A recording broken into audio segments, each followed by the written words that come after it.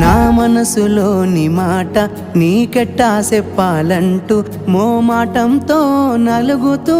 ఉన్న వేళలో నీ సిగ్గు పాడుగాను సిన్నబోయి బోయి నేను చెప్పేసా దూరమైతావాని మనసులో మాట అమావాస్య సీకట్లోన సందమామలా తెచ్చావే నా బతుకుల దీపాల పండుగ ఓడి అలిసిన నా గుండెకు గెలుపంటే నువ్వేగా